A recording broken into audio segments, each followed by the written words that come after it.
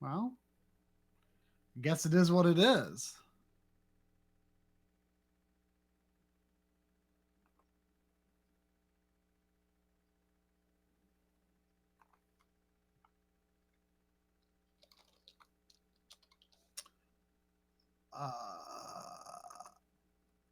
We've got Retro Morgan and Kevin B. Boyce in here, or Boise.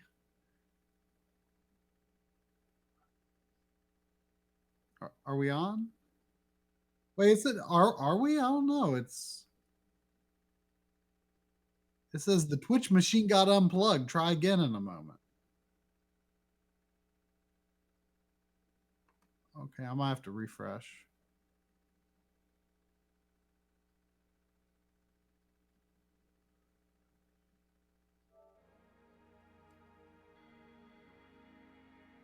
Do I need to change the I don't know how to change the title. There, now you should be able to hear me fine.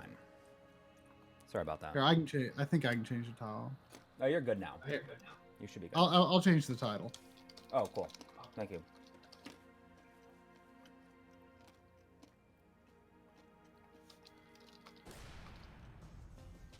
You want to tweet about it, too? Can you write a tweet?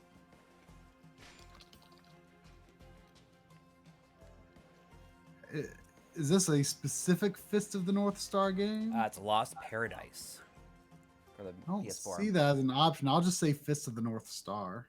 Okay.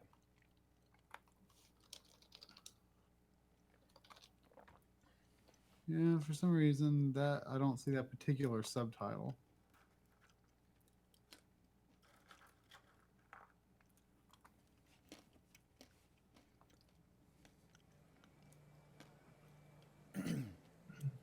That title screen for some reason was giving me like Prince of Persia 08 vibes or whatever year it was, that 07, whenever that one released, right. you know? Mm-hmm. Yeah, the text scroll looks smooth now. Yeah, I mean, it's not dropping any frames. It looks like it's fine now.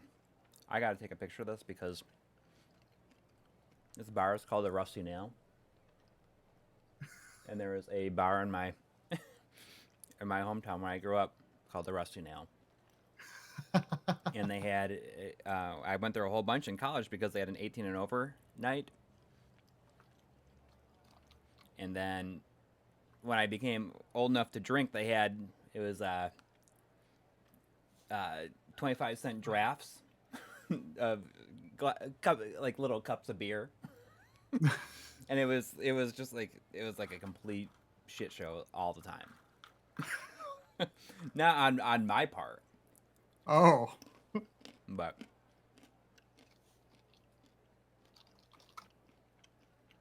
I also want to send it to my friend.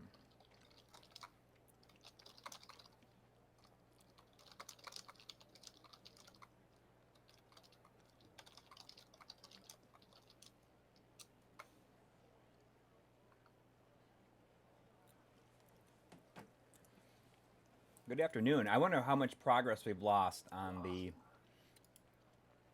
our partner or affiliate status. Who knows? We just can't seem to be consistent enough to make it there. Yeah, and over the holidays, for sure, it's not gonna exactly be recovered. Right. Oh, did you tweet about it? Yeah, you want me to, yeah, right? Yeah, I did. Yo. What? Oh. What? Your dude's head is like so tiny. I know his neck is like his neck is enormous, and everyone is extremely muscle bound. It's funny. Everyone? Basically everyone.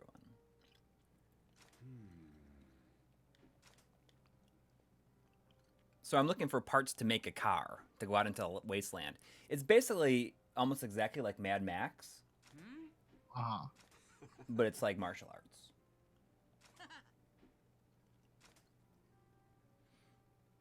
You know, it's kind of after an apocalypse, and there's these bands of gangs roam across the wasteland, and he almost looks a little bit like Mad Max if you look at his style, you know. Yeah, Skate 84. We're not very consistent at getting the shown games list Yes. up. Hey, Unfortunately, on most episodes. Yes, to say the least. It's been pretty. We've been very inconsistent. I try to do it, but I think one of the reasons we haven't done it is because the backlog to do it is so daunting. Yeah. I mean, plus, I mean, let's be real. It's not fun to do. No, no. It's not. got it. So you're traveling around with a shaggy-haired kid? Yeah, I mean, I just met him. I just met him. I've only seen the original movie and an edited for TV version, so I guess he is like his sidekick. He calls himself that. Cyborg Tao says it's actually incredible to see just how many reused animations this game has from Yakuza. Is it made by the Yakuza team? Yeah. Ah. I'm sure there's just a ton, but I haven't played any of those, so it's. I think I'm It's going okay. to be playing Yakuza 0 early next year. Yeah, I plan to as well, actually. So Got it. I'll finally get a taste of it. I'm currently starting See, look, to look at the gang, the villains. I'm gonna kill these guys. It's those punks. I see. The main character he's a man of very few words, Mhm. but it's kind of amazing.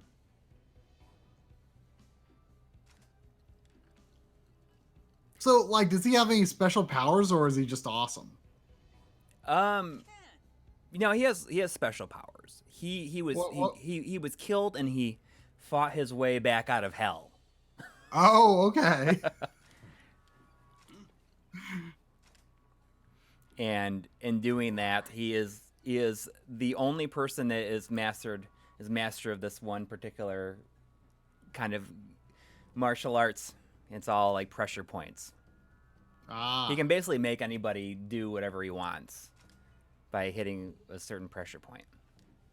He'll he either can make make them them do explode. whatever he wants, or I thought he just made them explode. Well, he can do that, but he's like made somebody like lose his memory. He's, healed people.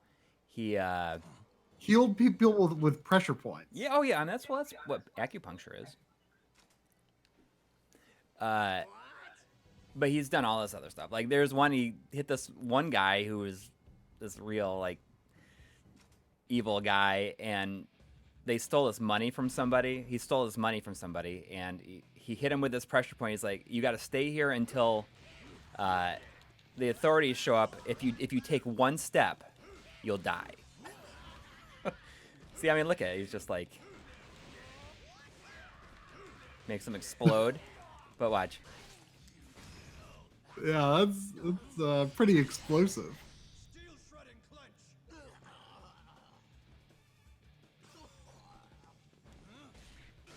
Here we go. Watch this guy. Fist of penitence. It's like you've got 30 seconds left.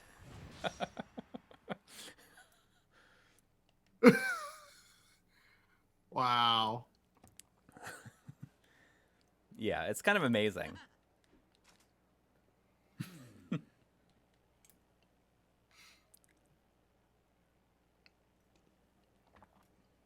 Hey.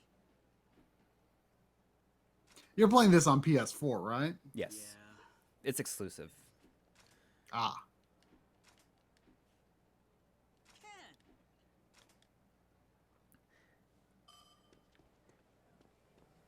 but I think I'm gonna get this. Apparently, the game audio is just a hair quiet. Okay. Turn that up a little bit. Yo. Does our audio sound okay?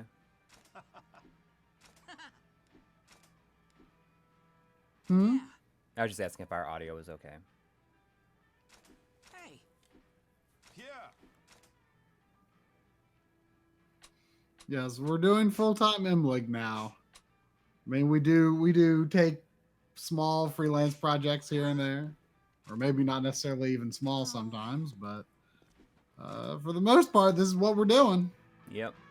Well, not this sitting Yeah. around playing games, but Well, I mean, I think that we're we're trying to play more games, but right. I mean, Well, because we have which is to. part of work. I mean, you Yes. have to keep up your life in gaming to have a my life in gaming. right? Exactly.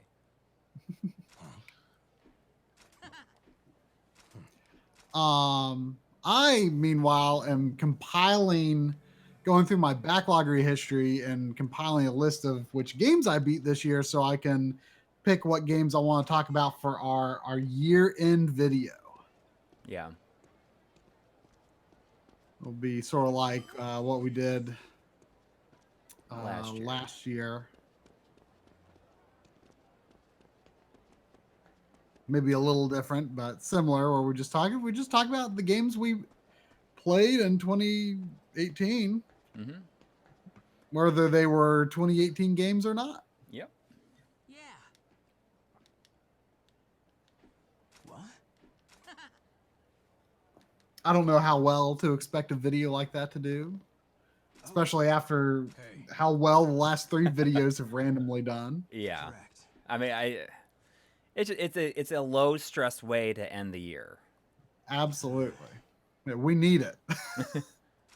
We really And need we it. also need it because we need a little bit of prep time for next year. Exactly. What? What? I beat Legendary Axe this year. Oh. That's definitely going on the list. Yeah. It was an excellent game. No.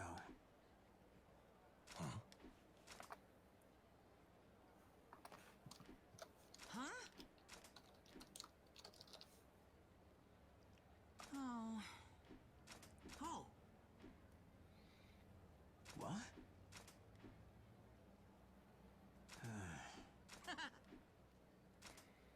It's been pretty story focused so far, but it's starting to kind of open up into more of an open world type thing. Mm-hmm. Ken. Kind of like the Yakuza. I mean, it's the same developer, so they probably just reused a lot of the stuff and tailored them to Probably this world. based on the same engine or something. Oh yeah, for sure. What am I doing here?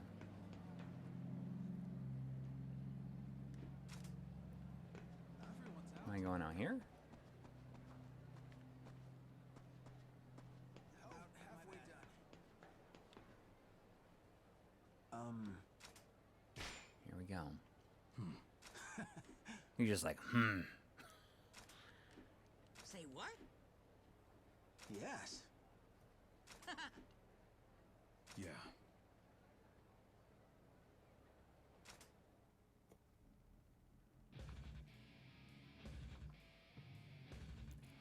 You can't run anymore. versus low lifes.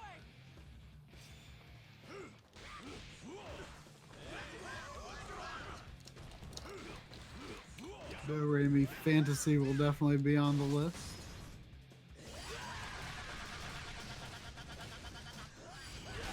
Old school, 100 fist rush. Watch the stream. Watch this guy die. Oh.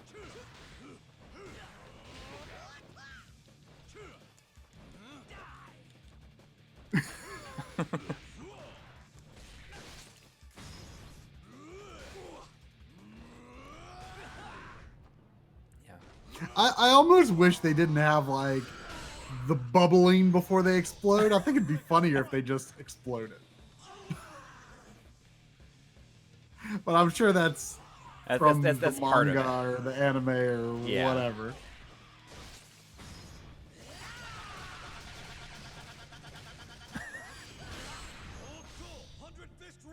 The Coury brand TV is actually a modified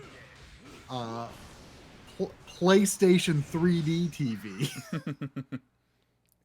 I just cropped the speaker wings off of it and made the bezel or whatever you call it less thick, just so you could have a larger screen. Right. Yeah. Yes, I do have. I have 2 children. Almost 4 and 6. My son will be 4 next month.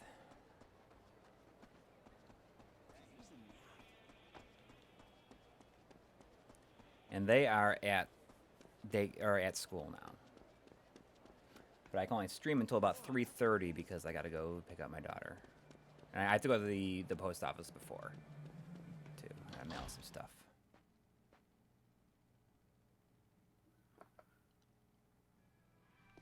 Oh, you know what else I beat this year? What's that? Beat Karnov. Oh, is that going to go on your list? I mean, it's It like has a to. notable thing, I guess. It is notable. It's notable. It was, you know, it's a much better game than you think. Really, it is. I mean, it's not like good. But it's fine. It is pretty okay. And it's not that hard, really. Like, there's. No, I mean, I beat it during a lot of- stream. Huh? I beat it during a stream. Hey, Yeah, I mean, I beat it at the end of the Backlog Green Marathon this summer, which feels like forever ago. oh, Hi. say what? What? Hey.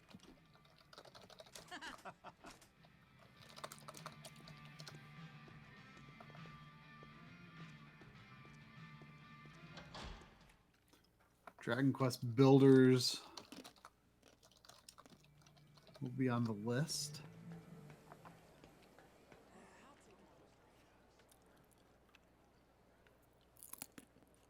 Yo,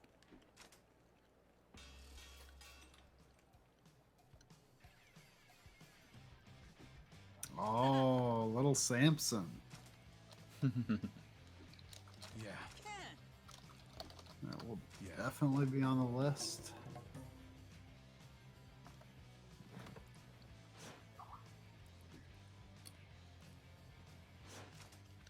Wait, it's got 5,000 Destiny points.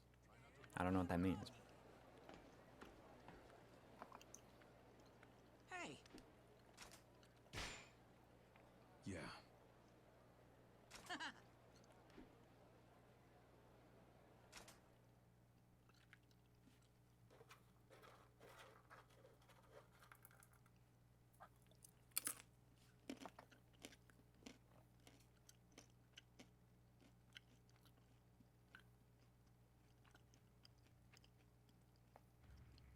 hey, Oh yeah, I knew it was gonna be. There's a whole driving sequence. Look at it. I can drive. yo, It can boost. yeah.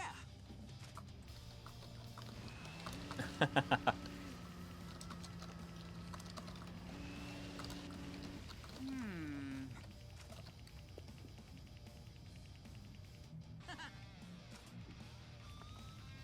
Oh, interesting. So you can get out of the vehicle. I thought you'd just be in the city the whole time, but Oh, that's cool.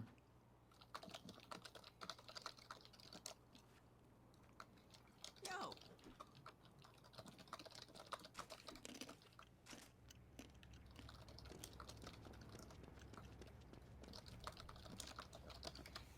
Yeah.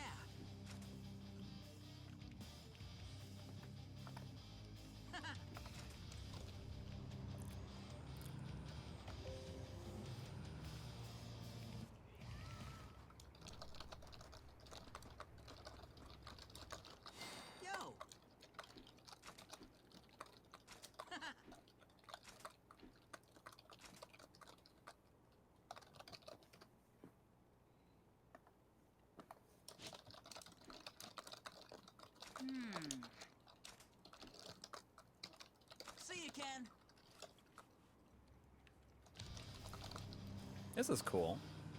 It's cool. It has like a whole driving aspect to it. I mean, I guess it's not at all surprising. uh-oh, I for mean, Mad Max inspired. Well, this. I mean, look at this. Is definitely look at. See, this was watch the cutscene. It'll show you how badass he is.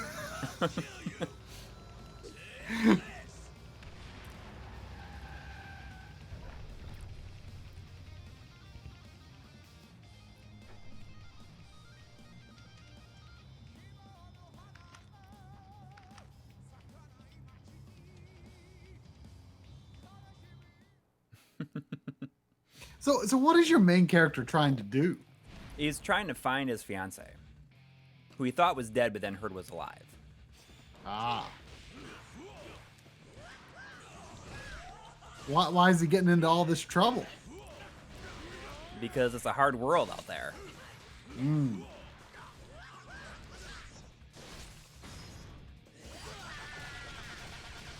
And he doesn't want any trouble.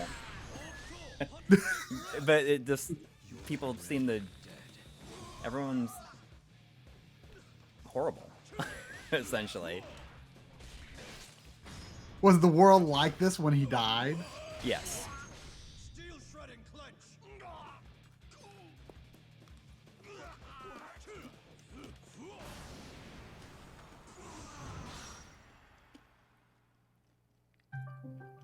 What was that? No jump? Or is Yeah. it totally different? Oh.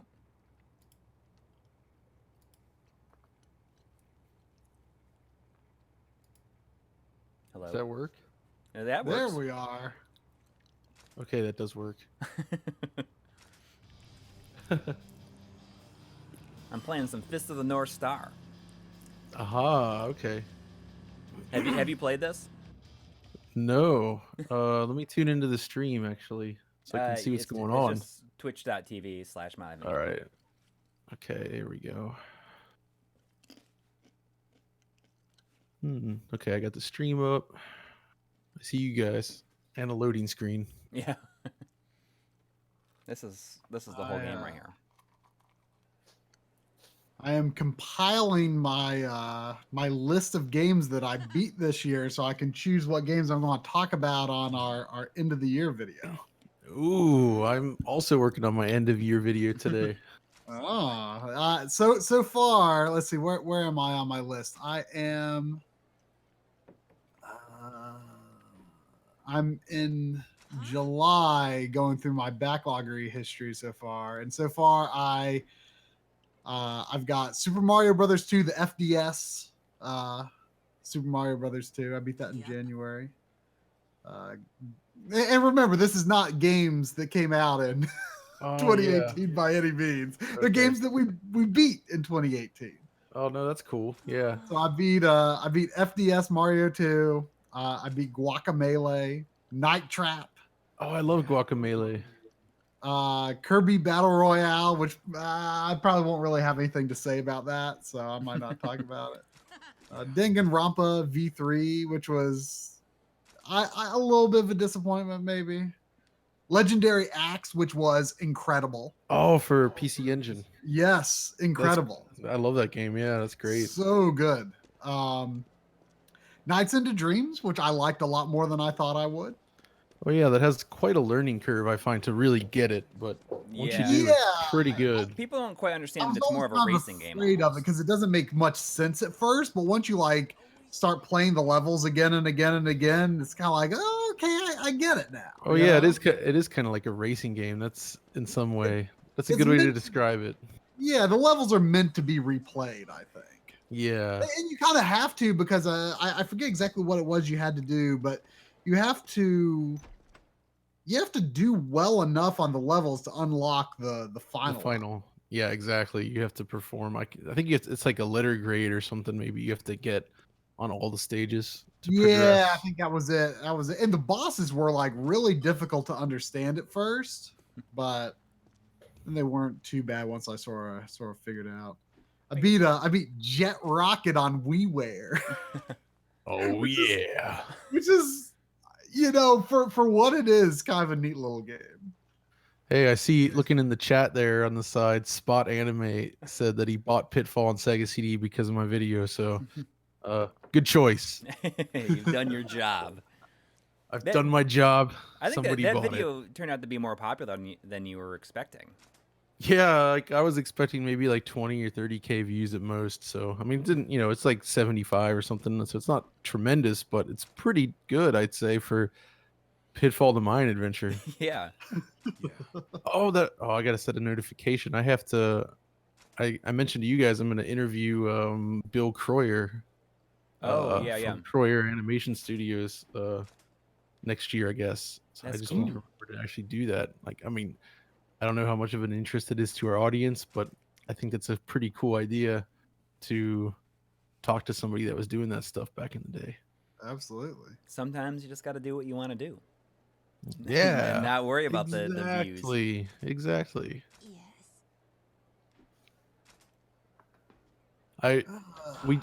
We just recorded a video celebrating our this sounds so terrible when I think about it. It's like our top 10 videos of the year based on like watch time and such. Yeah. So it felt very much like patting ourselves in the back in a weird way. But it turned out more like a discussion about how we made each video or like the various trials and tribulations involved in them. So it's interesting.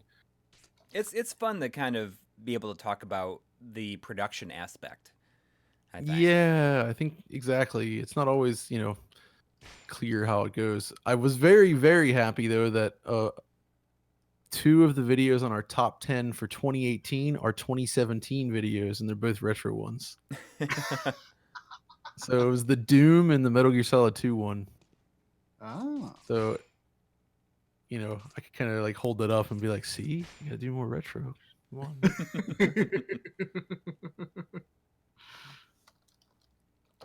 Oh, Ricky Diamonds in the chat is saying that there is a CRT in your apartment.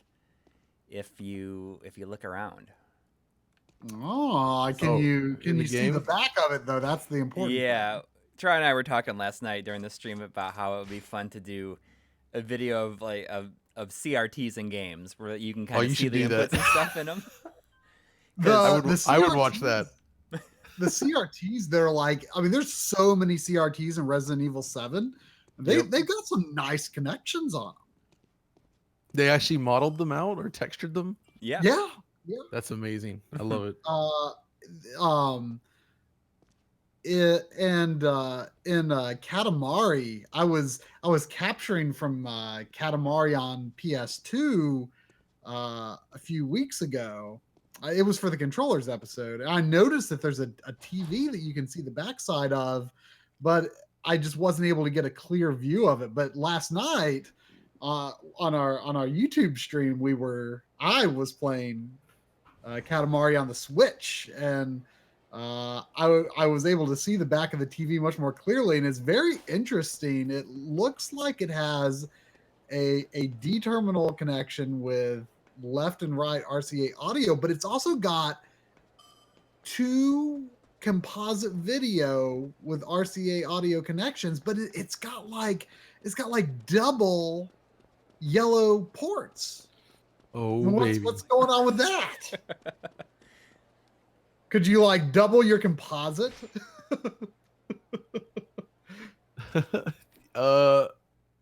Double.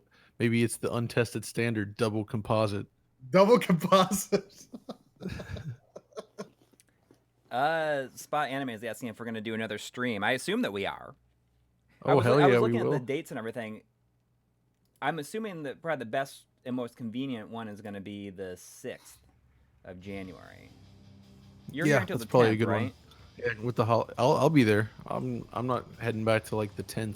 Right. Okay, so the 6th will be the best, I think. Yep. I mean, if we if I'm there too, like we were talking last night, like we can maybe even come up with a 3-way to do. Like, is there like I feel like like sure. GameCube plus PS2 plus Xbox version of something might be See, fun. I was almost all well. That's a good idea, but I'm also thinking, what if we were able to do like Saturn, PlayStation, and 3DO? Of what? Well, hey, where's N64? Well, because there was a lot of 3DO games that got ported to Saturn and PlayStation. Oh yeah, But yeah. We could do like Road that didn't Rash. happen with Like Road Rash is one, like Total Eclipse was another. There's Gex. There's a ton actually. There's at least like 20 or 30 that were ported from 3DO to those systems, Yeah, and I it's can't very think of- interesting. I can't think of any games that N64 and Saturn have in common. Oh, I yeah. mean, Maybe some puzzle games. did you know, by the way, that the 3DO has more released games than N64? No, no, that cannot be. It does. No, I refuse Nope. to believe it. Dead serious. Now keep in mind that does include edutainment and things like plumbers don't wear ties. So I'm talking about everything here, but there was more commercial software for 3DO. I mean, honestly, I feel like the N64's library is not nearly as small as people act like it is. No, I think it's a very decent library. I like the N64. I think it is much more well-rounded than people give it credit for. I mean, it's got, I think, a lot of interesting third-party games that that people kind of ignore, but you know, a lot of the time, especially in that generation, that was before multi-platform development was really a thing. Yeah. So, Well, let you me know, throw right out there. The third-party games are unique for the most part, or at least radically different from the comparable games on other systems. Well, I think like for me, like one of the best games on N64 is Doom 64. Because it's an awesome version. Like it's a completely original game that looks and runs like a dream. It wasn't reviewed that well at the time because people were tired of Doom, but looking back, it's like it runs perfectly on the N64 and it just looks really nice. It's very well suited for the hardware. It's a great game. And Turok Dinosaur Hunter is my guilty favorite. The first one? Yeah, I love Turok 1. It's so good. Turok 2 just doesn't run well even with the expansion. No, Turok 2, yeah, they went too far and kind of destroyed it. It's too choppy. The game's pretty good if you play it, the new HD version, but it still has some design flaws that I don't like compared to the first one, where you're like finding children and other weird things. It was pretty heavily hyped at the time. Yeah, it was. Turok 1 though runs really smoothly, or mostly. It's basically the precursor to Metroid Prime. Right, but it's very foggy. Yeah, I kind of don't mind like for the time. Like it's all right. That helped with the frame rate, Yeah. I am willing to forgive a lot on N64. Also, I know people really seem to hate it, but I actually like. Well, hold on. The comment. Yes, Power Slave is also a precursor to Metroid Prime, as I said in my video, and that came first. But there's no common. There's no lineage there. Like the people that worked on Turok went on to work on Metroid Prime. That's what I'm saying. There's a lot of similarities there. But yeah, Power Slave was also that type of game, and absolutely a precursor in that sense. But anyway, we were talking about N64. Sorry if the audio is too loud. Let me know if it's like coming through the speakers too much. For the game, I mean, I hear it, but it's not distracting. Okay, cool. Well, we could always pump some good tunes like this in there.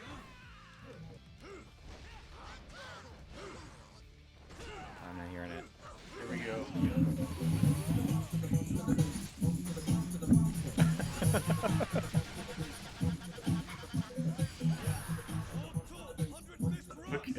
Okay, that's enough of that. What is that? That's the theme to Buck Bumble. Oh, okay. Oh yeah. And it is something. Are you doing something with if Buck I Bumble? recall, that was I've only played that game like testing it on like a flash cart, but I'm trying to remember, was it a decently smooth game? Yeah, it's all right. It was made by Argonaut, so Oh, I'm trying to think. Oh, who was Argonaut? that was the Star Fox guys, and then Oh, they went yeah, on yeah. to make Croc. Did they make Croc? Croc. They made Croc. They made Croc, and then I guess they did Buck Bumble, and then they did Croc 2. I've never played Croc.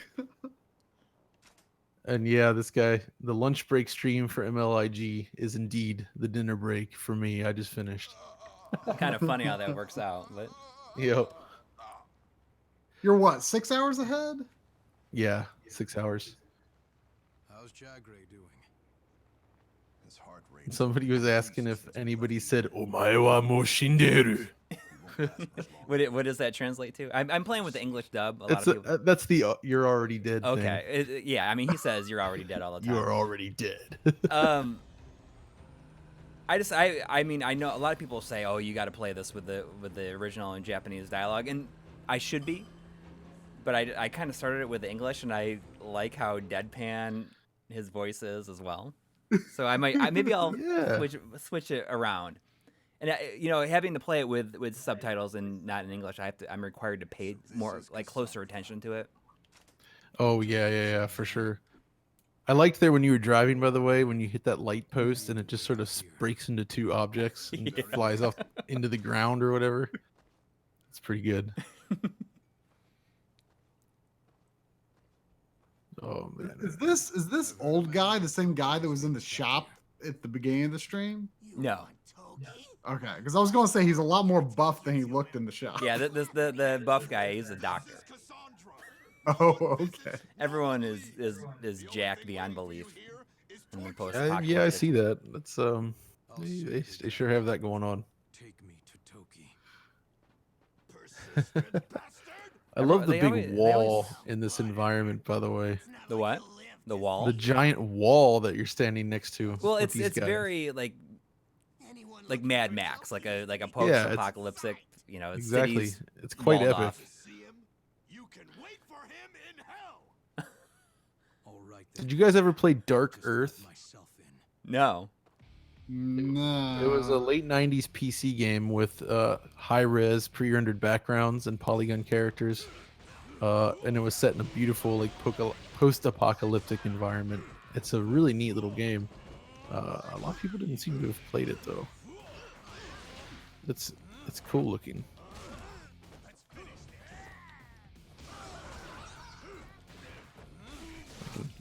Drop a shot there in the chat.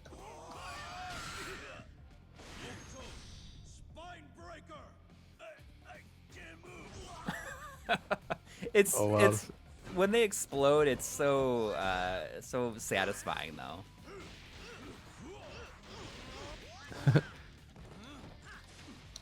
This game is very smooth, I must admit. I like that they targeted 60 FPS again. Yeah, I haven't played any of the Yakuza. I have 0 and the first Kiwami. I feel like 0 is the one you should start. Like that one is Yeah, phenomenal. I made a conscious decision to start with that. I bought it a few So months good. ago, and I think I'm going to make it my next big game slot after I finish Dragon Quest 11. I'm hoping to spend a fair bit of time with Dragon Quest 11 over the rest of December if I take it easy. Don't bother struggling. Don't bother struggling. Here it is. I'm This is- still going down my compiling my games I beat this year. John, did I forget if I asked you if you've played Clock Tower 3? Yes, I bought that back when it was new. There's some really interesting techniques used in the cutscenes in that game. Yeah, it's a weird game though. It's weird looking, but also kind of interesting. Like relatively early in the game, there's actually I think it's 2 scenes. There's one where the girl picks up like this pillow on a bed, and then there's another one where she's like jumping on the bed, and then this boy comes in the room and like jumps on the bed, and there's just some really odd but not bad in a way like deformation physics I couldn't possibly going on there. Yeah, okay. I think I remember. It's been a while, Yeah, but I mean, it's like kind of framey looking. It almost looks like they like place alive. like pre-deformed it and like are just like swapping in and out. Like it doesn't look smooth. It almost looks like they're like swapping in and out like pre-deformed models. I don't know. It's weird but kind of cool looking. Pass through these doors. yeah. It's just something you don't normally see. I don't know. The game had a peculiar look to it that I kind of found myself drawn to. Yeah, it's a very strange one. I did It's a tend to buy. super strange game. I bought a lot of horror games during that era, though. Yeah, I was lucky enough to buy. What's that one? Let me turn Oh yeah, Haunting Ground. Yeah. That's pretty good. Do you like own like the expensive PS2 horror games? Yeah, because I bought them all when they were new. Yeah, I mean there's I got Rule of Rose. I've got Haunting Ground. Kuon? Is it Kuon? Coup on the Grudge. That's actually one I don't have. Yeah, that one's pretty expensive. Yeah, I didn't get that. Because I had this thought like earlier this year. I was like, you know what? It would be fun to collect every single PS2 horror game. Yeah. And then I remembered, oh, there's at least 3 really expensive. I also have all 3 Fatal Frame games. I just got the second one a few weeks ago. They aren't like particularly expensive, but they're like kind of middling price. They're like 30 to 40 nowadays. How's Fatal Frame 3 go for? I got a brand new copy of that earlier this year at a local store that was the same price as a used. Oh wow, that's great then. It was like $35. Yeah, I remember liking that. Now I a just lot. got 2. I think it was 35 as well. I also feel like have. I feel like it could have been lower. I still need to get one though. I have the big box version for the Wii U as well. Actually, Oh. that's a good version. I like that game. It's not a version. It's an original game for the Wii U. Right. That was actually a good use of the Wii U gamepad because you used the Wii or the tablet as like your camera obscura. Ah. So you could move that independently and look around the virtual 3D environment with the camera viewfinder on the gamepad, and then the screen would stay in third person. I mean, the very little bits of those games that I've dabbled in so far, like they are extremely scary. I think They are, yeah. Weirdly, I found for 2, it's better to it's scarier if you play the game on an easier difficulty. really. Because what happens is on the even the normal mode, the enemies end up taking too many shots from the camera, and so you end up looking at them longer, right? You get used to them because you have to keep shooting at them with your camera, and so they kind of lose that edge a little bit. Cause you know, it just but on easier they go down pretty fast, and so it feels actually more tense. Not you're not worried about dying as much. It's just like their visual appearances. You don't get as much of a lock on it. Yeah, and that's the thing that creeped me out is like I mean, I think like ghosts and stuff are like often more scary than like zombie stuff. Like Resident Evil, like I only loosely think of as a horror game. Oh yeah, they're borderline horror. I mean, the only one that I might argue is kind of horror-ish is Remake. That has a pretty good horror vibe to it. Oh yeah, absolutely. Yeah. They I went mean, dark on Resident that. Evil 7 as well, I guess. Oh, actually, you're right. It totally does. What about Resident Evil 6? Remake is. I mean that's. I feel like Remake is definitely my favorite of the old style Resident Evils. I mean, Yeah, me too. it's so good. See these graves? Even though I just went through 2 again recently, and 2 is very good as well. But I think I like Remake more. Yeah, I definitely do. I mean, 2. I'm a big fan of it, but it's very much below Remake for me, for sure. I mean, not to say it's bad. Somebody mentioned God Hand, and this does kind of remind me of that. Oh, Or yeah. more like God. I've never played that. Oh, it's a really fun game actually. It's got an amazing soundtrack and it's completely ridiculously over the top. I mean, I guess it was probably inspired by Fist of the North Star actually. I mean, clearly. But it's like Fist of the North Star but crazy and insane and goofy. What? Kenshiro? Of Hokuto Shinken? Then you must be here too. I've come for Toki. What? See, this guy, Toki? what I like is they always think that they're gonna I have been strictly ordered to never let beat you see him. Kenshiro, and Kenshiro just like is totally stone faced all the time. He's not afraid of anything. He just completely just stares everybody down. Your courage, if nothing else. Come at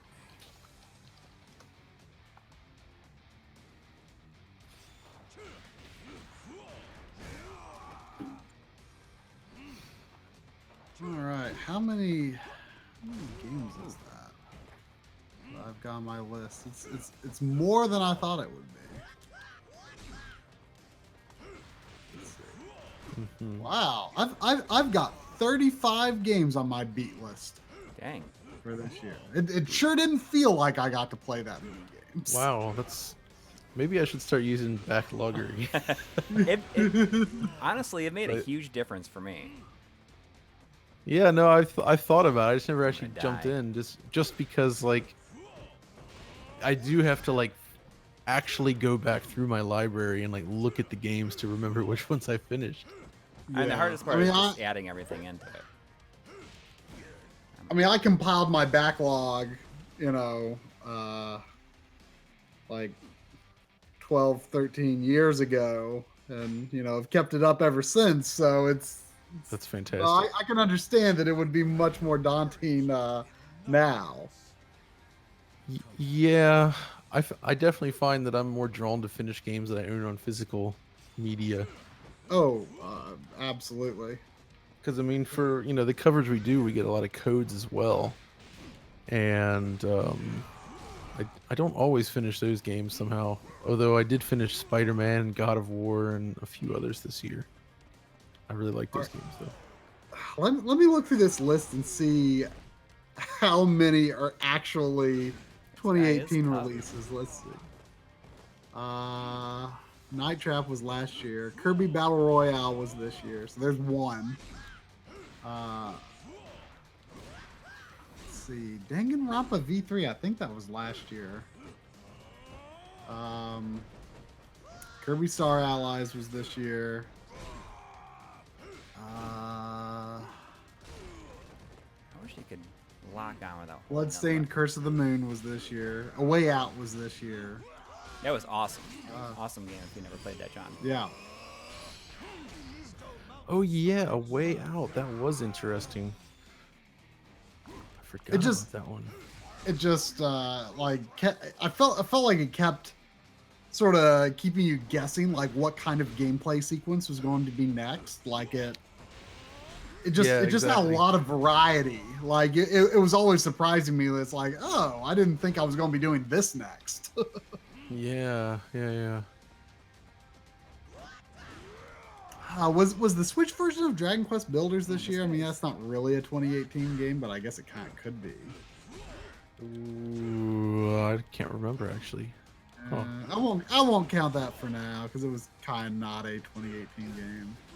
This is the most I've ever died on anybody. Oh, Temporarily I think switch I to would easy beat difficulty. like 4 or 5 games that were actually from 2018 this year.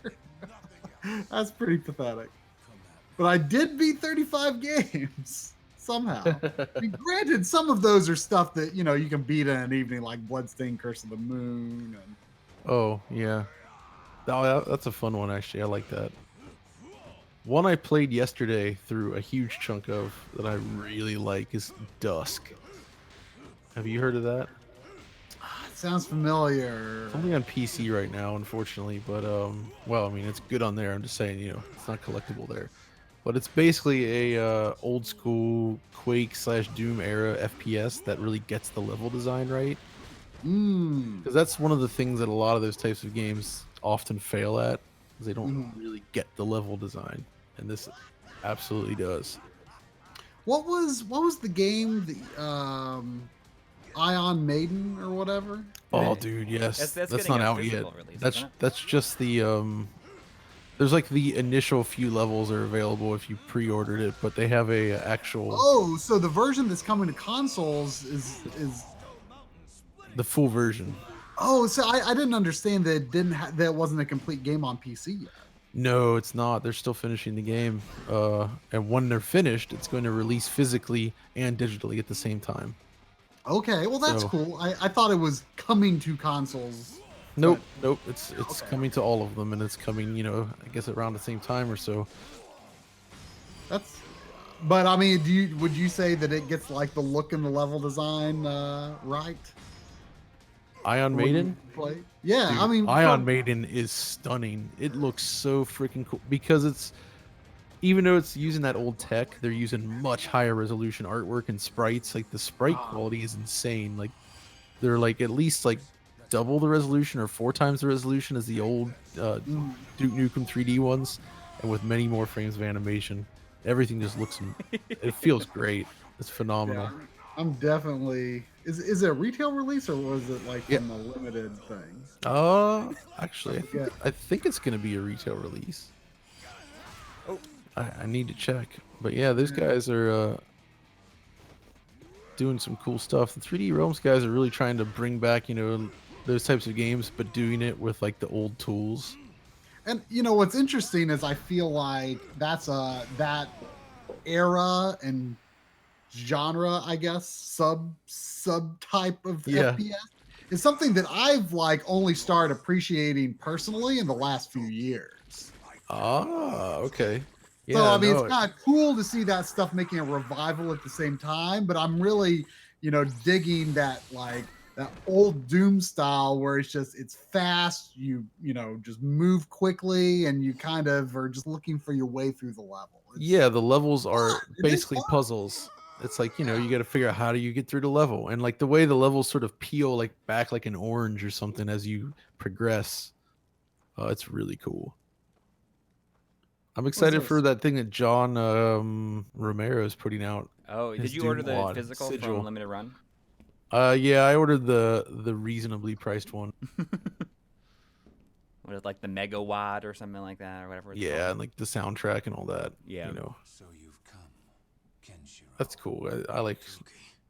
what he does. So Oh, Ion Maiden's also coming to Switch. That's interesting. yeah, I'm very curious to see how it's gonna run. Because it is, while it is an old engine, there's challenges because it was designed in a way that's very different from what modern hardware likes. Right. It's So they've had to make probably some not- interesting changes. yeah. Not, I mean, it's OpenGL or it's it's accelerated now, but I mean, to what extent do they even have the power to like Toki. fine tune and really optimize for fixed platforms with that old technology? well, I mean, they have the source code, I believe, and they've been making a lot of back changes to it as well to Mhm. support the newer. Because the original engine as it was used, from what I remember, couldn't actually support everything Iron Maiden is doing. They've basically like improved the capabilities of it. I think I might be wrong. I know that some of the Doom source ports are definitely that way, He's waiting but outside. yeah, it's doing some impressive stuff. I thought that you. It just has people some might be kinetic able to energy to it that's really really Will you cool. help me, brother? The guy you're talking to looks like a I would Belmont. do anything Yeah. He does. asked of me. You should know. I would be more than happy to help you. Wow.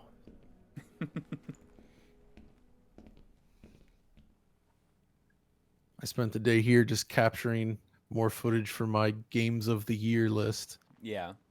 So I think I have 8 games on there right now. I need to figure out. I've got Wait, most 8 of the games on ordering what? down on my game of the year list. Ah, Incredible. yeah. I need to.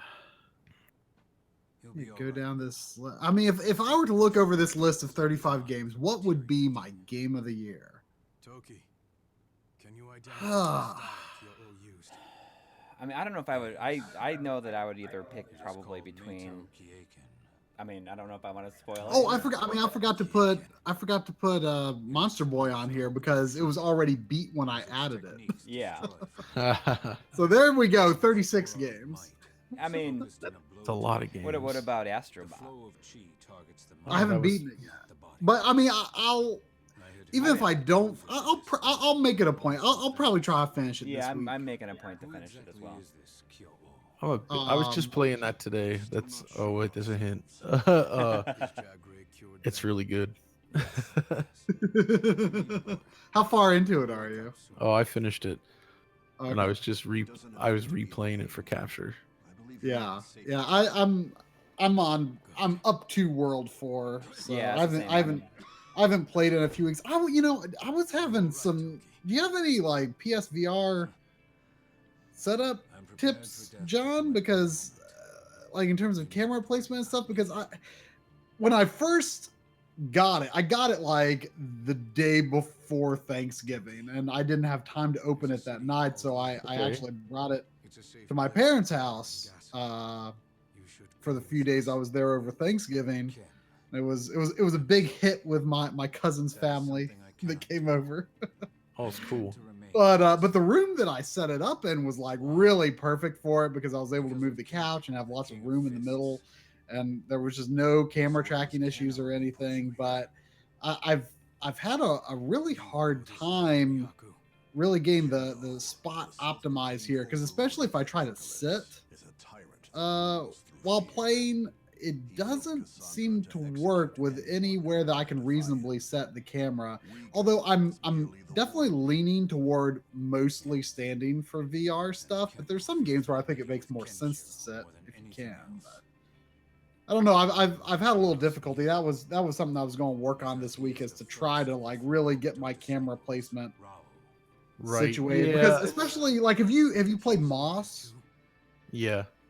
Like the maybe the tracking is screwed up in that game a little bit, although I assume that's it's more tied to the hardware and that the software just plugs into it. But I mean, I don't know. But like I kept having this problem. I was using that kind of as my test game because when you start it, you're like sitting at this library desk. And Yeah. you know, you can kind of look around you really easily, and the stuff is kind of close to you. And I felt like that would be a good test of the stability. When I played the demo for Moss, like I said, when I was testing it the PSVR at my parents' house, like I don't remember any tracking issues whatsoever. But here at home, I've had a lot of trouble with it. Just like, especially that area where you're just like up the desk, and it just kind of feels like the world is just like shifting a bit. And but for other games, Yeah. I thought it seemed fine. So maybe I'm just getting too hung up on that, on how it works in Moss, just because I thought it'd be a good test game. I don't Yeah, know. that's the thing about the PSVR especially, is like it varies per game and the sensitivity and how they track certain things, and some games are much more troublesome than others. Yeah, maybe I'm just too hung up on that, and I should try. The tracking on PSVR is its weak point, though. I think the headset itself looks quite nice and comparable enough to the PC headsets, Mhm. but the tracking is way below Oculus and Vive. But I feel like for us, it's considering we don't have much experience with the PC stuff. No, I know. It's just, But it it still feels pretty cool for us. I would say. yeah, it's a different. It supports different types of games better than others. Like on the PC, I play a lot of VR games that are room scale, where you're basically walking around and you have fully active hands that you can basically move your fingers and like pick stuff up and interact with the world. And that's really neat. Most PSVR games don't really try to do that, and they work fine. Right. You're more supposed to be standing still, and you can sort of step about in the within the space a little. Yeah, but it has its borders. I think Batman VR, you should try that. That actually does a pretty reasonable job of simulating the room scale stuff on PSVR. Hmm. Have you? I wasn't very sure what I thought of it at first, but there's a lot of settings you can mess with in Skyrim VR, and Oh yeah, once I got the settings dialed in, I actually rather liked it. I was it's playing cool. with the Yeah, move, and I was surprised that it actually was tracking the moves better than I thought they would. yeah. It's not that bad actually, and Skyrim's pretty immersive on PSVR. I have to admit. Yeah, I was having a good time with it. I could see myself playing a lot more of it. It doesn't run. I heard it doesn't run good on a regular PlayStation 4 though. So that's Oh, why I I've haven't only gotten tried it on the Pro. What? I've only tried it on a Pro, so I'm not sure. I'm getting the impression that a lot of PSVR stuff, the game is rendering at a different frame rate from the head tracking. Is that right? It varies per game. So there's different things there's three things developers can do. You can run at native like 120 hertz, which I'm not sure anything does that. Maybe. I think you can run at 90 hertz native as well, or you can run at 60 frames per second, and they use what is it? It's Interpolation. asynchronous time warp to essentially simulate 120 frames per second. So your head movement will look like 120 FPS, but movement You within can the game world will be like half that, and you can kind right of because tell. I've noticed because I was looking for it. I've noticed like a lot of times like is things are refreshing in the game world. Like I can sort of see the frame jumps even though the head tracking is smooth. Yep, that's exactly right. It's especially noticeable in a racing game. Like if you Mm. play Gran Turismo Sport or Drive Club VR and you're moving quickly and you look out the side of your window in your car, you And can you'll see see that you get that double image that you normally would see at yeah, 30 frames per second, but it's smoother than that, but right. it's that same double image effect. Right, I know. Yeah. That's I was that because that's what I was looking for. I was like, oh, this looks like that jump that you see on 30 frames. But Which is on the PC side, then the like on the Oculus that I'm using, it's 90 frames per second on all games. They don't really use asynchronous time warp. It may be an option, but you just play natively at 90, so the motion looks smoother than PSVR for everything. mhm, But the head tracking on PSVR looks fine, and I think in most games it's not a big deal. mhm. And there's even a few though that do run at natively high refresh rates on the PS4. I can't remember what they are, but there are some that do actually don't rely on asynchronous time warp. Interesting. Are you ready? Yeah, it's definitely something I'm looking forward to spending some more time. And I definitely bought a number of games Once you kind of just to try it, try it's trying it very out. addicting to buy more. It makes you want to just. Yeah. I was a lot Like, more oh, open that to might be buying just interesting. stuff that I would. Like hadn't I even kind thought of want to about. get the Persona 3 and 5 dancing games just because they have a VR mode. Oh, they do really? Wow. Yeah.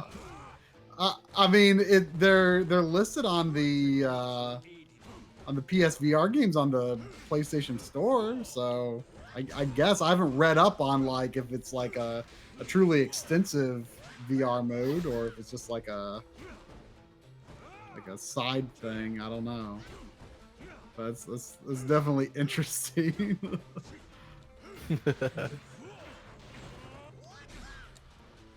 Hmm.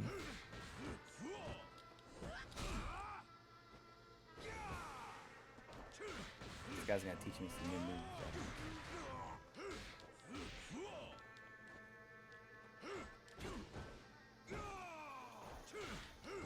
Man, I've been arguing on. I love internet arguments sometimes when they're the old school variety, and people are cool. So I was like kind of arguing with somebody over 3DO versus like PlayStation, Uh-huh. and they're a huge 3DO fan, and that's fine. But it's basically like they're kind of dismissing things like 2D games, for instance, which the 3DO is terrible at, and the PS1 is much faster at.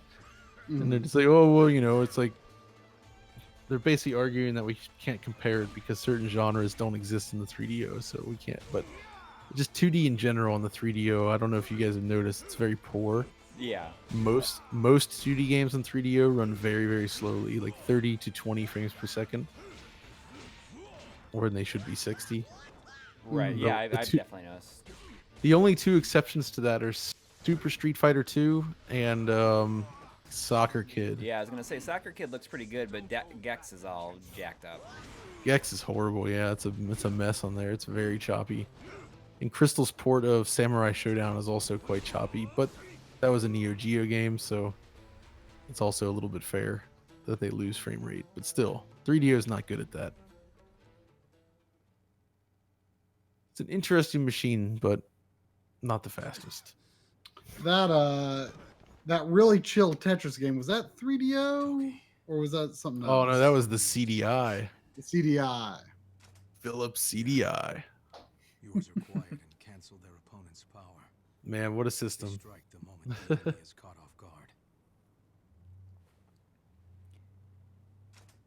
That's right. CDI, 3DO, Jaguar, Virtual Boy, Amiga CD32. Your fist What a time. the waters of a Is raging this? stream. I see someone in the chat saying got to play the Saturn and PS1 Gex. Is there a definite winner between the two of them? I think I have both of those actually. I have them both as well. They're basically identical. Yours.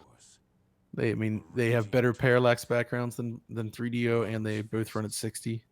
Are the same. The only benefit, literally the only thing the 3DO version has over the The stronger will actual hold. saving, whereas the You and other Rondo versions have simply passwords. trade blows until one remains. Not sure why. Your chances of winning are slim should you face him now.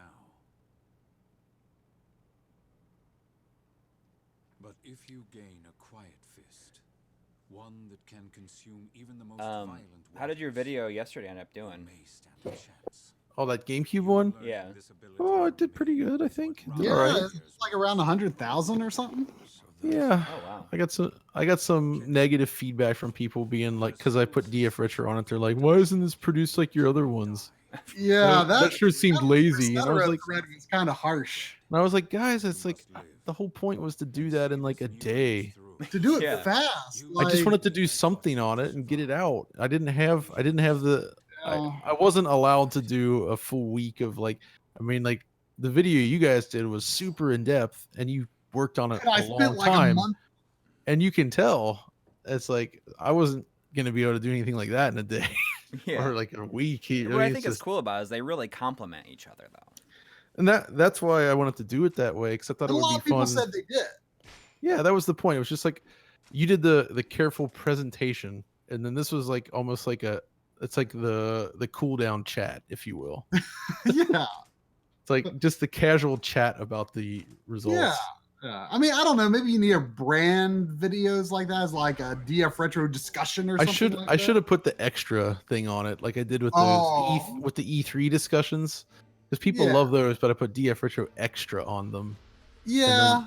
People are Maybe kind of that's cool the way with to, that. because I was thinking that I was like, don't people like the E3 discussions? I mean, DF does a lot of discussion type videos anyway. So I was kind of confused. I mean, I don't think they weren't knocking either of us in terms of No, the they- presentation. I think they were just like, oh, why didn't you compare this? Why didn't you compare that? And it's like, come on, like it was not intended to be like a thorough thing. I think something a lot of people miss too is that certain things, in my opinion, don't make sense to compare on these topics. For example, Yeah. we've gotten a few comments like, well, why didn't you compare the Wii to HDMI? Gosh. And there's only been a few comments like that, but in my opinion, that's not that.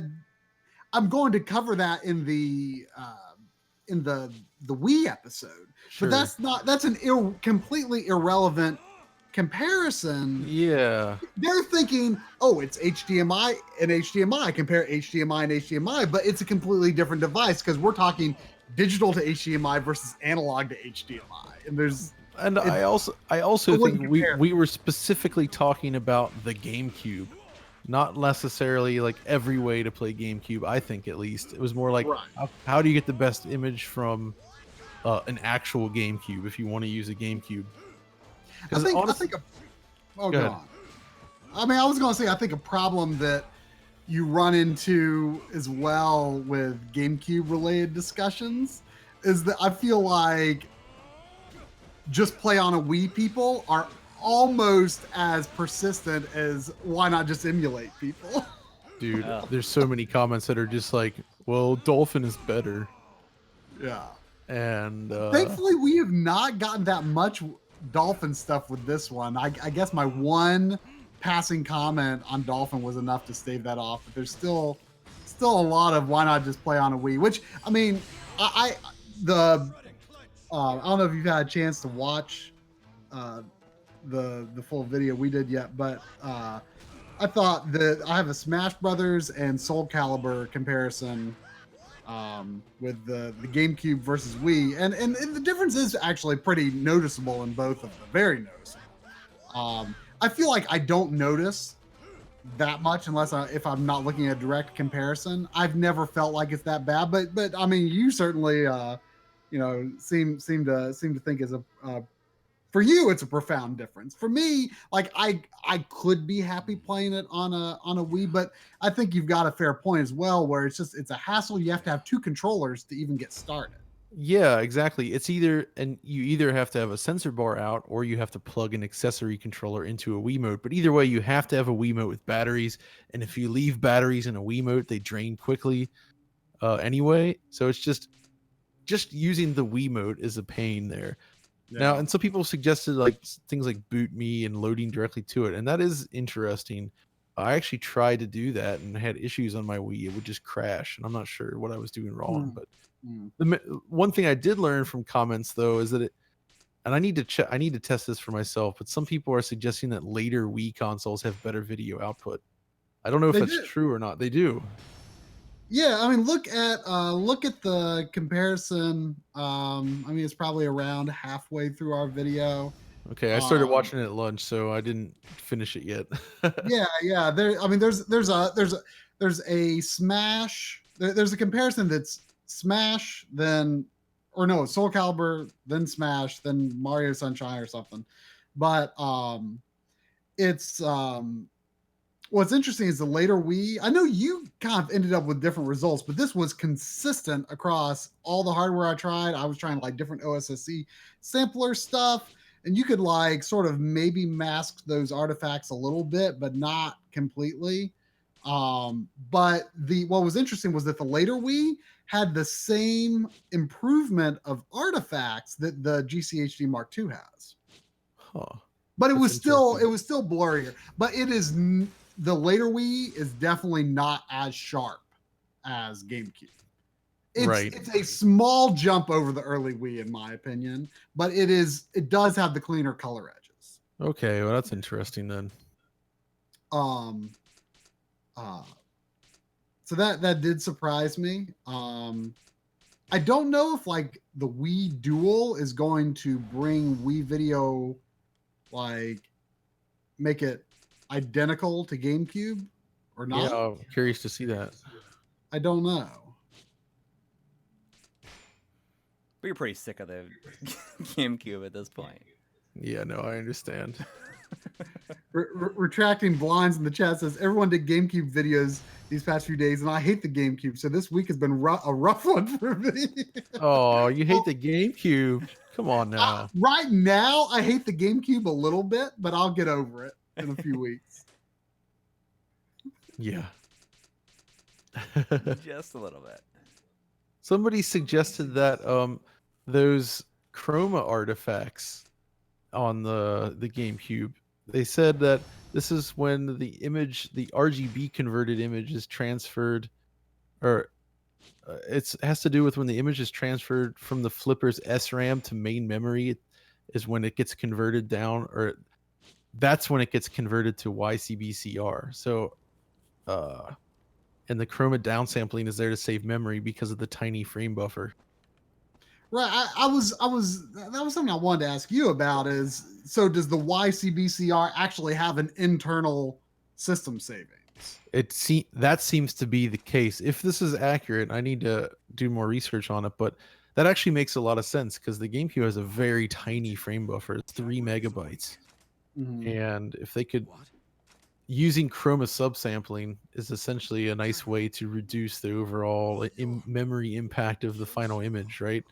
Right. So it's an interesting technique because it's not that noticeable. No, it's not. So I do have to wonder though if it contributes to the poor quality of the GameCube's composite video, because I feel like yeah, GameCube might have the worst composite video. It's pretty bad. it's really bad. Yeah, it's not good. I don't know what's going on there. Maybe it's related. That is weird. So it's funny because the GameCube has a smaller frame buffer than the PlayStation 2. The only reason the PS2 struggles with textures and GameCube doesn't is it really just comes down to the GameCube has a hardware texture compression solution. On PS2 though, I talked to a coder that actually wrote his own texture compression system for the PS2, which, you know, just another example of how flexible that system was. Yeah. You could really do anything. It was like a programmer's dream if you really got into it. Mm-hmm. What was that? But both PS2 and Xbox natively generate video in RGB. Yeah, that's right. And a lot of PS2 games are 24-bit color as well, which is fascinating. So, when I was trying to do a little research to understand the dithering issue. Yeah. I actually found like a thread from 2005 that you were in. Oh no, really? Yeah. But I was like, oh, here's someone who's like really talking about very specific examples of dithering in GameCube games. I'm like, oh, it's Dark One X. Oh no. But Is that on NeoGAF? I don't remember where it was. It might have been GameSpot. Oh, interesting. I don't know where. I'm not. I can't remember where it was. If I was searching for GameCube dithering, it wasn't too far down though. That is really funny. But there was. I don't remember if it was something you said or someone else said, but something about like the GameCube has like 24 bits total to dedicate to color, and that includes alpha. Yeah. So, like for example, in Luigi's Mansion, I was noticing that the game world did not look dithered, although there's a lot of like you can especially see it like in when you're in Professor Egad's lab, like Egad's bald head has a lot of color banding on it. But actually, yeah, there is a lot of color banding in that one. But like there's a lot of dithering, like when Luigi goes into the mansion and turns on his flashlight, you see dithering behind it. And also there's a lot of dithering on the dust that he kicks up. So that makes me try to think, so are they like allocating less than 8 bits per color channel and then allocating a small number of bits to alpha effects or something like that? And that's why the overlay effects and the dust effects and things like that are dithered and everything else is just kind of a little bandy. Like, is that possible? Is that how they work it? Like they work within 24 bits and allocate the colors differently or something? No, I don't think that's accurate. I'm not sure. I mean, well, the thing about dithering though is dithering can be used to essentially give the impression of more colors when you have less, right? Right. And it's to prevent color banding. Right. Otherwise you get color banding. So the thing is so if you have a 640 by 480 image that is at 24-bit color, it costs you just under 2 megabytes, right? Mm-hmm. And the GameCube has 3 megabytes of frame buffer memory. And one of the things that GameCube does a lot is you remember in the water reflections video or the water video, I talked about how it uses the it basically uses multiple render targets where it like renders out to another frame buffer basically that's used to generate things like reflections.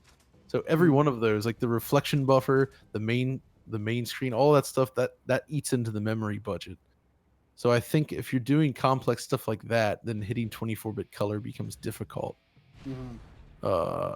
Metroid Prime seems to be 24-bit color though, and I don't think it's doing a lot of those tricks. You don't see many of those. I don't know how it does the visor stuff, but it doesn't do any water reflections, and it doesn't seem to use those secondary buffers at all. Mm. And that might be one way that they conserve memory there. I was really appreciating in some of the capturing I was doing just how like nice the water looks in certain levels in Wave Race Blue Storm. Like It does, yeah. it just like especially like some of the coral reefs that you can see like through the water surface. It's really cool. Yeah, There's some really nice water effects on GameCube. I mean, Final Fantasy Crystal Chronicles, and Sunshine, obviously. It really comes down to them having access to being able to do those multiple render targets, which is kind of a more modern thing, but the hardware has that ability to draw to off-screen buffers. And that's, that's the trick. What really surprised me while I was capturing was I finally got Star Fox Assault. Oh yeah, I have that. At Retro World Expo this year. That's a game that I remember like when Best Buy still had GameCube games. I remember it was like $20 forever, and I was like, I'm going to get that like just before they're gone. I'm finally going to get that. It's a pretty nice looking game. Yeah, my only complaint with it is that the frame rate varies per level. So like the ships or the levels where you fly the R-Wing are all 60 frames per second, and they look awesome. And then you get on the ground and it drops to 30. Okay. I haven't gotten that far into the game. I just played like the problem with it is first level kind of, but like like once you get like you're in space at first at the beginning of the level, and then you go onto the planet, and like the planet is beautiful. Oh, it is, yeah.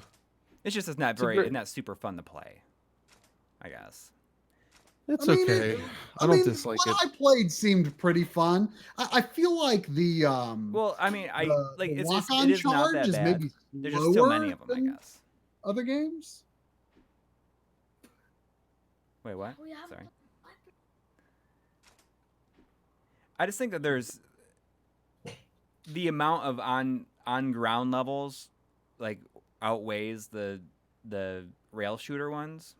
A little bit, yeah. But also, which I don't think necessarily a bad thing. That's a cool idea, those ground levels, but they're not the best. And I still think the GameCube is bad for right stick cameras. Yes. Like the C stick just doesn't feel good to use for aiming, I think. Right. I agree. With some refined controls, it would be a lot better. Yeah.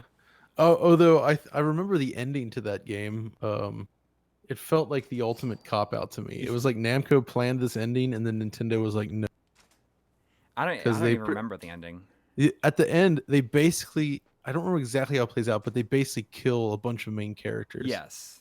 And then it kind of goes to like credits or something. And this is just what I recall. And it's like, you're thinking for a little bit that, wow, they actually killed off these main characters. And then they like somehow magically return. And you're just like, oh, come on. But Nintendo wasn't going to let Namco kill off their characters. Well, the thing with Star Fox is it hardly matters because there's like Star Fox is like rebooted half the time anyway. Well, I mean, they rebooted it because of that, I think. Yeah, where do you go from there? How about that Star Fox Adventures, though? I mean, it's a nice looking game. It's so bizarre how, you go from Rare's N64 games to this game that's like pushing all these cool graphical techniques and somehow targets 60 frames. That's just that Rare magic, man. These guys are good. I feel like the one thing that, I've replayed Star Fox 64 for Adventures I probably played through it like 3 times, and like I always really liked it, and then the last time I replayed it, I feel like the veil was kind of pulled back for me, and it's like, oh, there's like no reason to fight enemies ever. Yeah, that was always kind of the combat's kind of plain, but it's a beautiful game, and the dungeons and puzzles are pretty fun, but the combat's pretty lame. There's a lot to like, but also it's impressive for being one, a technically advanced game that's that big, and two, Early in the systems. yeah, it came out within the first year, which is nuts. So, it's a huge game too for such an early title. And it honestly kind of puts Nintendo's own early efforts on the GameCube to shame. Oh It's a- yeah, I mean, I it's a feel lot like, better than Mario Sunshine. huh? It's a lot more impressive than Mario Sunshine, and it runs at twice the frame rate. Yeah, in a lot of ways. I really like the look of Mario Sunshine though. Like for whatever reason, that's like my go-to. Oh no, GameCube I like the game. way it looks. It's just that the engine isn't great. Like the frame rate's not what it should be for that, and the textures are very low res. Yeah, I feel like Nintendo, like EAD in particular, in the GameCube era, like they weren't really pushing their game graphics that hard outside of like, Wind Waker had the very stylized look and stuff. But then like, Mario Sunshine wasn't what it should be. I think Double Dash is kind of a not that good looking of a game. not. I've come to appreciate Double Dash's look more over the years, but just because I'm like used to what it looks like now. But at the time, it had a very disappointing look. To be fair though, they were with that partner mechanic. They're rendering 2 high quality characters every cart, and they're doing it all at Yeah. 60 FPS locked. Yeah. So but then again, compared to some of the Nintendo- third party efforts, Yeah, I feel like it was really with the Wii where Nintendo's, the EAD I'm stuff hitting these like guys with a really sword. started becoming graphically impressive again. Like they just like really developed and polished this style that works with lower power hardware. Yeah, I think you're right. And And I feel like that style has kind of continued. I mean, I generally expect very good looking games out of EAD these days. Of course, I think Donkey Kong Jungle Beat was a bit of an exception. Of course, that's EAD Tokyo. yeah, But that is a very good looking GameCube game. it's gorgeous. It's fun too. I'm a big fan of that. It's always such kind of a hassle to play though. Playing out the bongos. Yeah, but it's a I have not played the new Play Control version yet. I got it not too long ago, but I'm curious how that plays. I mean, you can play it without the bongos, and for the stuff I did in this episode, I think you just like tap the analog stick or something. It's got weird. Remember Odama? Never played it, but I do remember it. It's like a That was pinball game, wasn't a it? Yu Saito game or whatever his name was, right? Yeah. Heck, think about this for a second. Remember that time when Silicon Knights remade Metal Gear Solid for Nintendo? Like, what? Yeah. That is weird. It's that game, I liked it a lot when it came out. But at the time, I'd played through the PS1 game one time.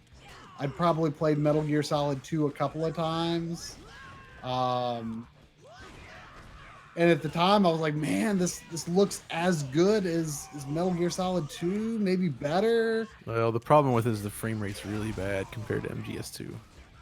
Well, and not just that. I feel like I had not come to a personal understanding of what a Hideo Kojima game was at the time.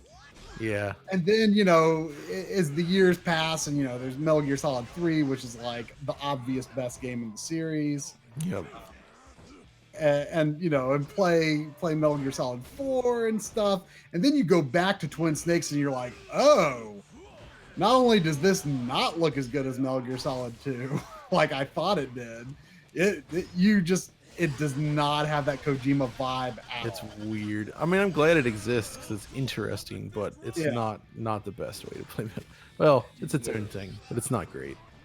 Yeah. It's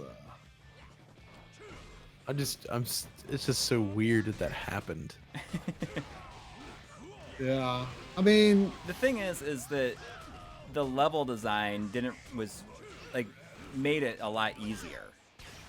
I mean, like the new gameplay, Yeah. it made the old levels so much easier to exploit. Yeah, they really should have worked on changing the level design more, because the new controls just kind of let you cheese through the game. I mean, they You know, did the add one- some things like lockers and stuff, but The one thing that I really don't like about either version of Metal Gear Solid is, like, if you want to capture footage from that game, like, I feel like you have to play so far in to get anything like interesting. And like the worst thing is the very first room in the game where you have no choice but to, I mean, you can skip the cutscenes, but you still have to wait such a long time to I get know, I anywhere, hate that. It's because annoying that every first time. scene has like the developer credits on it, and so you can't really use it for any footage. Yep. And I feel, you know, I've always felt like that first room in Metal Gear Solid 1 is not very well designed. Oh, I think it's designed to be a tutorial. It is, it but I locks feel you like into it's that not room, good and of you a have. tutorial, because it just lasts too long. Like if you I figure out agree. how to get through it, then you're like, why am I waiting this long? What am I doing wrong? Like, was I supposed to hit a button? Was I supposed to do something? What am I supposed to do here? It's just I don't, you know, as well designed of a game as it is overall, I feel like the first room is kind of confusing. Yeah, I can see that. I remember somebody actually getting stuck, a poster going by the name Opa Opa back in the old, the original GAF days. They couldn't figure out how to get out of the, like, right when you start the game, they couldn't figure out that you could crawl under that thing. They also got stuck in the bathroom in Silent Hill 2. Well, I mean, you know, it probably doesn't help that Colonel Campbell never calls buttons by their actual names. Yeah. You know, press the action button, press the crouch button. Oh man. What a crazy thing though, that game. I wonder what Silicon Knights would have done if they didn't take that on. Like what their next project would have been. Maybe they would have done Too Human on the GameCube, Oh, maybe. because they had That's started a working on game the that- PS1, right? And N64. Maybe They did, yeah. That's a game that I still kind of want to try. I have it. It's not that bad. It's just I don't like the control scheme very much. I guess I want to replay Eternal Darkness one day. basically Too Human controls like Grab by the Ghoulies. I mean, that sounds kind of good. I Okay, like Grab by the Ghoulies. It's all right stick to do everything, basically. I mean, I'm kind of into that. You know, I was playing Ape Escape on our stream a few weeks ago, Sadu, get you. and I mean, I had never played it before outside of like 10 seconds in a store one time, and I was deeply fascinated by this game, this treating this dual analog controller as this like gimmick that we got to figure out how to use. Yeah. And it works, and like it uses the controller in ways that are very unconventional by modern standards, but Yeah. it's a little difficult to wrap your head around at first, but it I think it works. It's interesting. I mean, they do a lot of fun things like you can row a boat by like moving the sticks, and you like move them, you know, out of sync to turn, or move them in sync to go straight, and it's just Very creative. yeah. I mean, it's fun because you usually only see games like that like early in a system's life, where it's like, you know, trying to do these weird gimmicky things with the new controls, and I think a lot of people tend to criticize that kind of stuff, but I think it's fun to see what people wanted to do with this new technology, even if sometimes it's like a little misguided. It entertains me. Oh man, what a thing. I'm amused though. There's this comment here that says, "Was he really stuck though? He was a joke character." And one, he probably wasn't stuck because he was kind of a stupid guy in there. But I'm just surprised that that there's anybody else watching this that remembers the old gaff, because it was a very different place back then. I do remember that. I mean, I never posted on there because Okay. I mean, I posted there a lot, all the dating back to 1999. Oh, hang on, I'm gonna mute my mic. I gotta hang on. My dad's calling. Well, now we can just say whatever.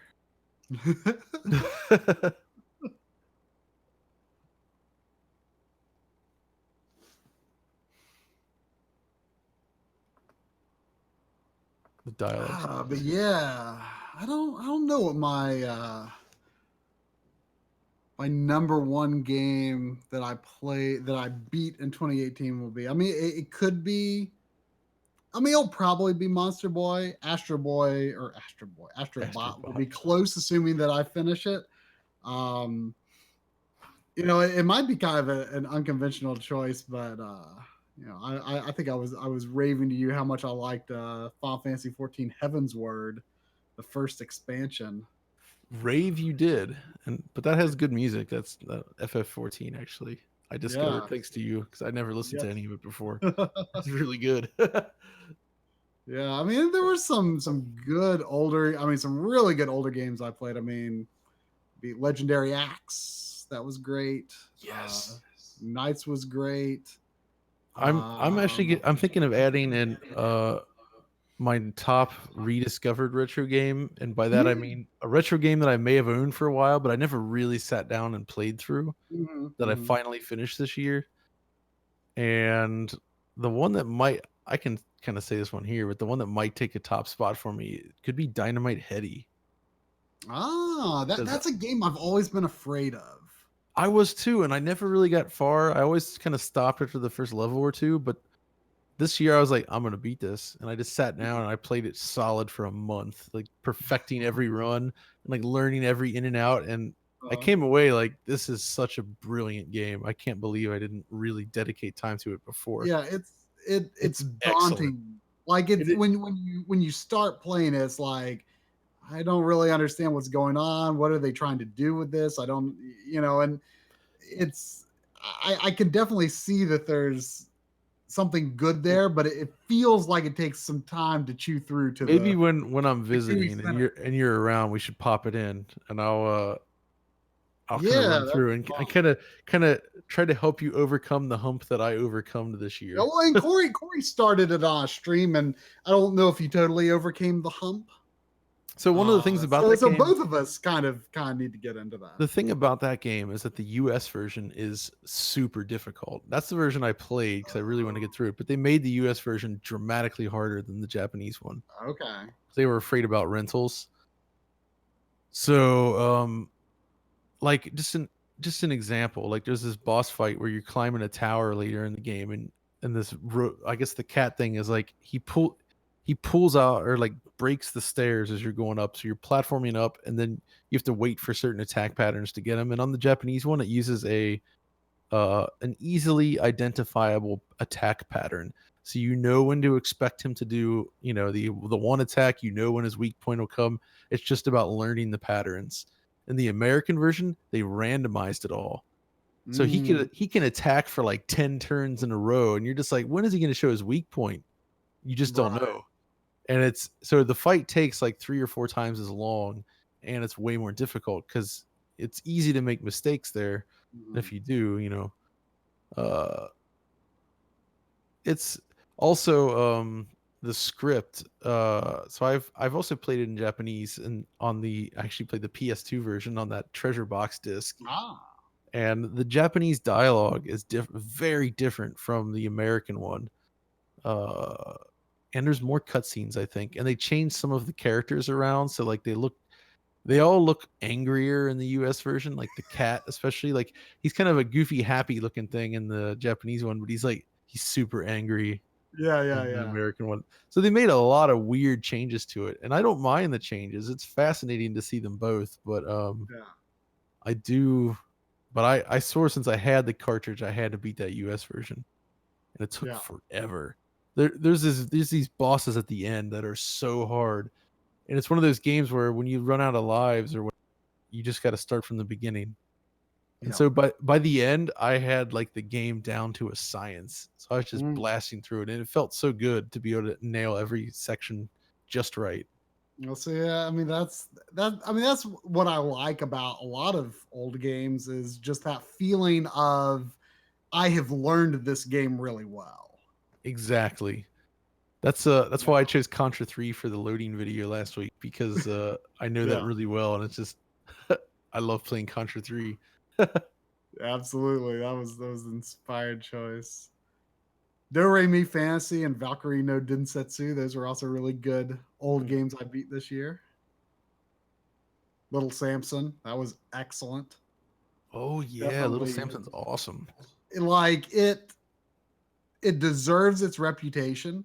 I think that's why it is, to some extent, I think that's why it's like kind of like the poster child of the expensive NES games, because it's really expensive, but it's also really good. It's not just expensive because it's See Right. the for me, I love Little Samson, but the one I like more is Gimmick. I think Gimmick is ah one of my favorite games on the NES. It's that's another game that's a superb. little sort of like Dynamite Heady, a little Yeah, again, there is just a kind of little a, to a wrap your hump head to around. over. There's a hump to overcome, but once you get into the flow, again, it feels amazing to play, and the soundtrack is just so good. Since it's Rockman. got what's that? I was just going to say Rockman and Fort. That was another one that I played Rockman and this year. Forte. That's an interesting one. Yeah, Forte. I don't know how you're supposed to say it, but that was Oh, I finally finished the remake of Valis 1 on the PC Engine CD. oh, I beat that this year too. I did that on a stream. Oh my gosh, you should look at the That game's archive good for though, it was really good. isn't it? It's awesome. I was so like I've always thought like the only Valis game I had played previously was Valis 3, the Genesis version of Valis 3, Oh which I know yeah, is not as good as the PC Engine. yeah. And like I've always thought of Valis as like, you know, good but not great. And I like it's like the PC Engine Valis 1 is like it's I mean, you know, I wouldn't like put it in company with like Castlevania or nothing, but like I just had a really fun time playing it. It was Yeah. really good. For me, it's a solid B plus. Yes. It's one of those games. It's not quite the top tier, but it's close enough, and it's really satisfying to play. And the soundtrack is final great. boss, like I was stuck on the last level for a long time. Like it was, Yeah. I want to say it was almost like 1 a.m. when I finished the game on our Sunday night stream, and like my heart was like pounding so hard when I actually beat the boss, because it was a long fight. Like at least the way I did it, I used the homing ability, just because I thought it would be easier to focus on dodging and not have to like think about like actually hitting him with the homing ability. And but it took forever to kill him. It was so tense. Like it was not that difficult of a pattern that he had, but just keeping it up for that long was exactly. It's like it was very intense and felt very satisfying to finish. Dang, I'm glad you played that game as well, because I've had it for a while, but I finally decided to like finish it this year, and it was very satisfying. Yeah, it was just that. I mean, that's just the way to put it. It was a satisfying game. It had an interesting upgrade system too. Like I feel like the upgrades were very tangible. Like each time you got a new level to your the power that you were using, I was like, oh, like, that's really good. And it was like legit kind of tough to choose like which one to go. I think if I understood it right, I didn't realize this until later in the game, but I think if you got like a B and then you got an H or whatever, you would only have a level 1 H. But if you got a B, then a B, and you had level 2B, then I think you could get another letter and you would start with level 2 of that, I think. Oh, I need to remember. Because yeah, that's definitely one of those things where leveling up those weapons is a huge deal in terms of Yeah, picking because if you yourself. could get to level 3, then you were, as long as you could avoid getting hit, like you were pretty set. Like they got very powerful. Yeah, exactly. What I really liked is also how tight the level design was. Like each stage was fairly short, Yeah, but yeah. demanding. So you really had to like just nail it, and it felt Mhm. great to like get through each stage. Yeah, I mean you're absolutely right. I mean just that's the best way to put it. It was a satisfying game. I was really And taken by it. so Corey's not confused. We're talking about the PC Engine remake of Valis 1 that we both beat this year. Oh, interesting. Mugen Senshi? Yeah, it's like a Is that what it is? Mugen Senshi Mugen. Phantasm? Yeah, that's a good one. And that soundtrack, man, that's good. Oh yeah, I used music from it in our controllers episode actually. Oh yeah, that's right. I Look at remember this. that. That's This good. is death batting. It's like baseball with bikers in place of baseballs. Swing the beam to knock thugs back as far as you can. That's I love excellent. how it's like about death batting. Like Yeah. this is an Oh, look, established thing he's got and this not something that we're about just death coming up with on the spot right now. I won't let you through. He's gonna use this steel girder. Here we go.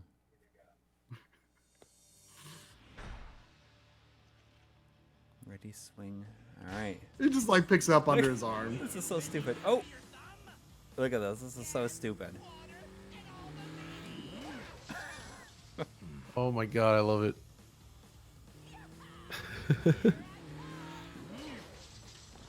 Another one that I finished before, but my friend and I we finished ActRaiser 1 and we did it. We basically completed every aspect of the map, so it was completely maxed out. So it was like a perfect game. Look at. You know, I have to say that the thing that surprised me the most when I played through ActRaiser, and this was probably, I don't know, 9 or 10 years ago at this point, I would guess. But the thing that impressed me the most was like how much I like the platforming stages. Like I feel like Oh, they're everyone great, yeah. always like says like, you know, the game is all about the sim part of the game and that the platforming stages are kind of secondary and just tacked on, but like it's very basic platforming, but I felt like the levels they were Yeah, good levels and I thought the bosses were pretty good too. I agree. I disagree with those that say that the strategy is the only good part. The platforming levels are awesome in that. Now, ActRaiser 2, we actually did try to tackle that one next because until this year I hadn't really made it past the second level of It's that a game. super hard game. We got about That game- halfway through, and I was about ready to snap the cartridge in half. Like it has very demanding button inputs. Like Oh my god, yeah, it demands perfection, yeah. and it's hard to pull off It seems all like the it could moves. be an interesting game if you really learn it, but it's got a pretty strong pretty big barrier of Drumbo entry. beat it. Didn't he beat it on like the hardest difficulty also? Impressive. I can't remember if it was the hardest difficulty or not, but I mean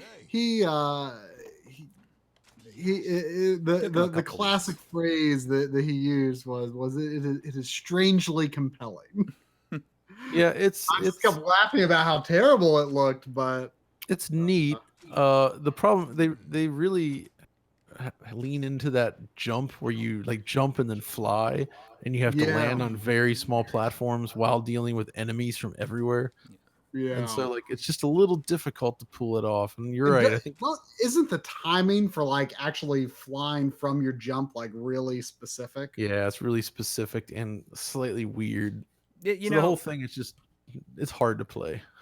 the interesting thing, I didn't realize like how elaborate this was about ActRaiser. I just about Quintet. I didn't realize that it was made by the two guys from Falcom that made Ease, Yeah. and they're like Absolutely.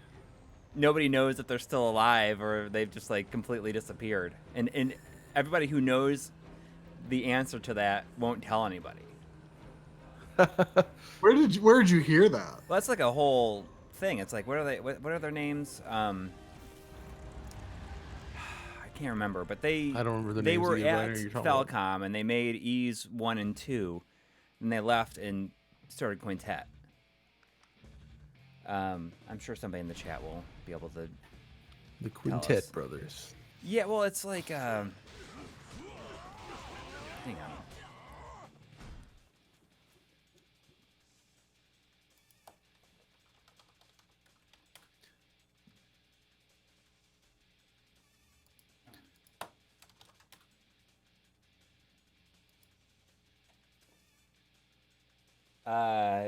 Tomoyoshi Miyazaki and Masaya Hashimoto. Oh, or is okay. it, like the whole thing of them, they completely disappeared, and nobody knows if they're still alive or if they if they're alive or dead. I mean, look, they did Ease 1 and 2, and then they did ActRaiser, Soul Blazer, Illusion of Gaia, and Terranigma. Wow. That's quite a resume, though. Yeah, hang on. Where is...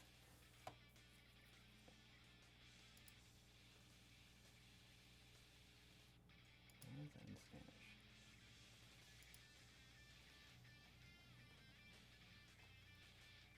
Hang on.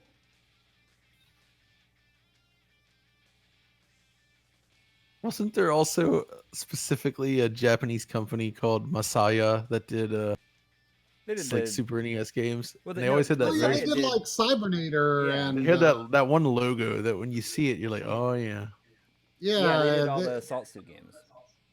yeah, that's right. yeah, they did. Yeah, they did something else that I played not long ago. It wasn't Valis, was it? I don't think so, but wow, they're still around. They make new games and they have a website. Oh, I'm trying to think. What else did I play this year that had their logo on it?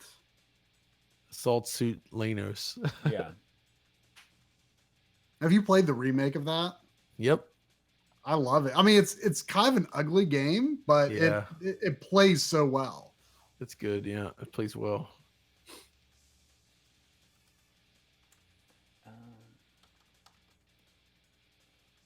Hang on, I want to read this to you.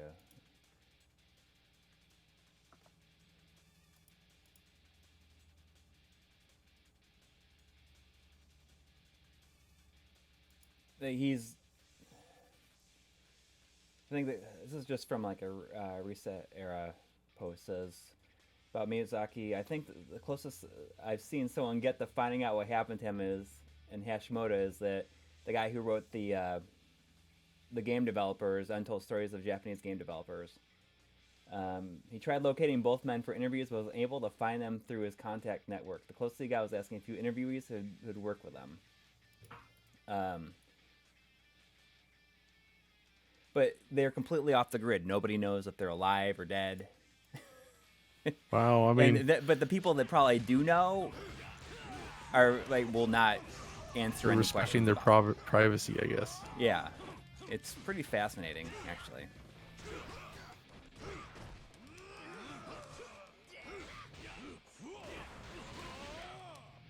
At this point in the stream, you look like you're Sub-Zero from Mortal Kombat with the blue flame. Yeah, Yeah, I got if blue you're- if flames you're coming squint. off of me. This is how I imagine like a Mortal Kombat mythologies of a current generation would look. Yeah. It could be good. Well, Shaolin, we played some of the Shaolin monks. It's pretty good. Yeah, it was. Is there? I believe I heard somewhere that Mortal Kombat 11 is going to bring that back. I think that they're Like gonna a have some minigame kind of or mode. something? Oh, they're gonna have a mode that's essentially designed to be like that, where it's like a side-scrolling action game. That's Which cool. doesn't surprise me because they like to cram their games full of crazy stuff. So that's I could see it. yeah, I don't know. I didn't even play 10. 10's pretty good. Yeah. I don't know. Yeah, like, it's a nice- I enjoyed 9 a lot because it was so close to going back to basics, I guess. Yeah.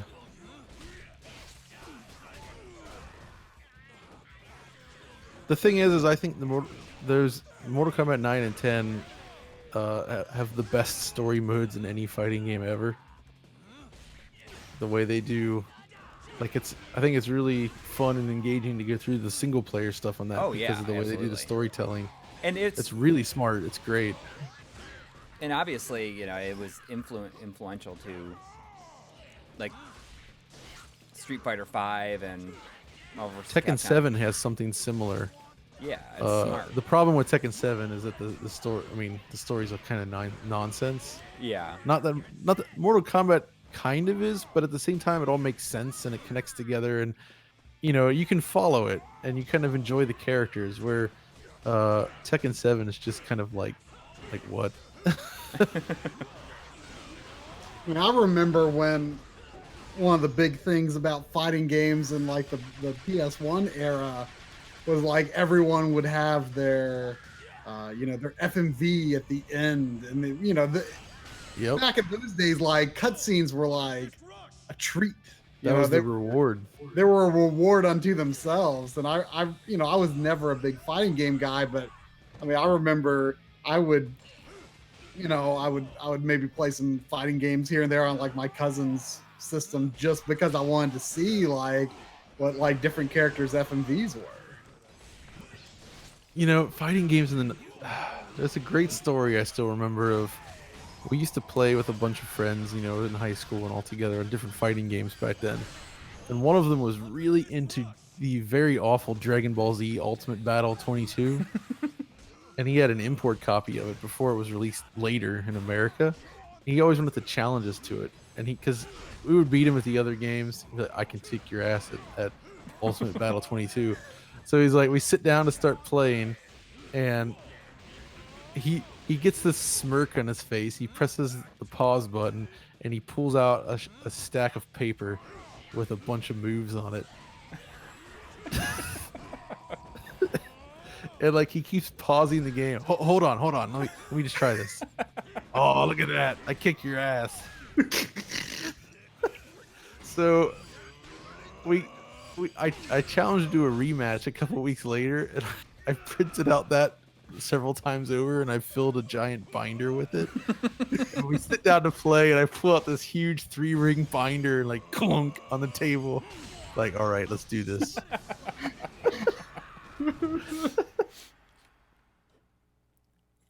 Oh man. Those are the days. I mean, was the game's moveset like really that obtuse, or It was one of those, from what I remember, it was one of those stupid super Daiwa combo games, from what I recall.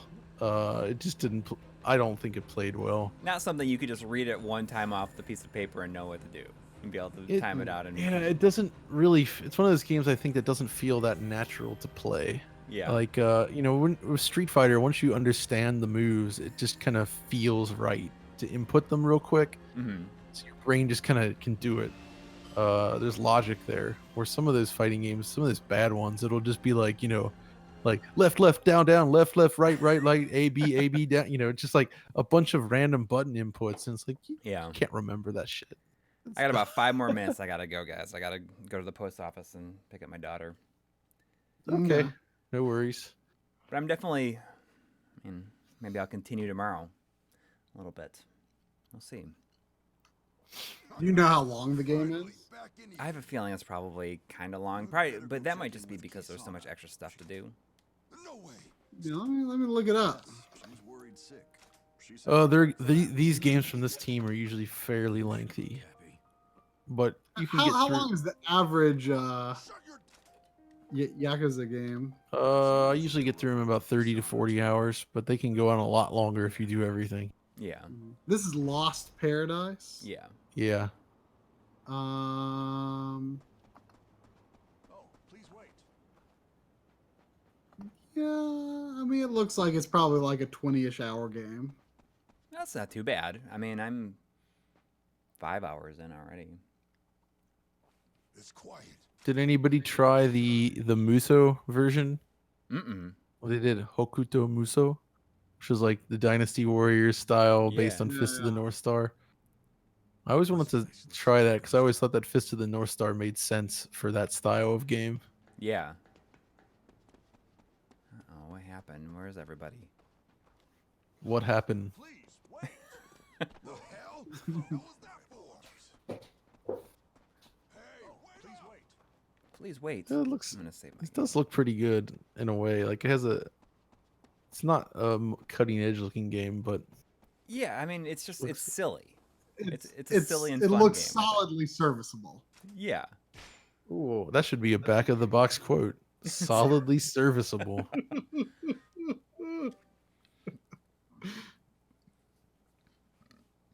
Yeah, this guy in the comments, Mr. Ricky Diamonds, he knows what's up. Ultimate Battle 22 does suck. It's so bad.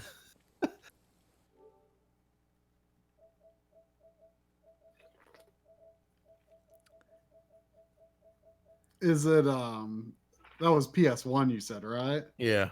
Is it a 2D game or a 3D game? It was 2D sprites with 3D backgrounds and low frame Because I was rates. trying to think, like, I cannot envision what Dragon Ball Z would look like with PlayStation polygons. Has that ever happened? I don't know, but probably. I can't see that being very good.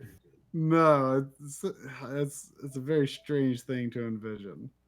Because I mean, you know, Dragon Quest was always sprite based Yep. in the primitive 3D days. I can't figure out how that style, that Toriyama style would translate. Oh, look at that! If there's DLC to make you a DLC skin to make you the Kazuma Yakuza Kiryu? guy. Wow. That's interesting. It's $4 though. Maybe if I played those, I'd be more interested. Ooh, Gundam Battle Assault 2. That was actually pretty cool. Forgot about that. But yeah, Ultimate Battle 22. I don't remember that got legendary for some reason because, like, you know, DBZ was starting to take off at that time in America. People were looking for games. They were just looking in the wrong place.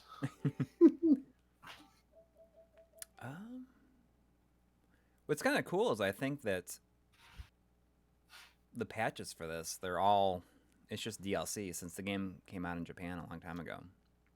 Oh, great. So So it's the full thing on the Well, disc. basically, but it looks like there's like these special packs. I don't know what they are yet though. Right, but regardless, it sounds like the gameplay patches are Yeah. on disc. That's good. That is good indeed. I'm like, I got the Kingdom Hearts the complete story. It has Uh-oh. 1.5 and 2.5 and the 2.8 like all in one case.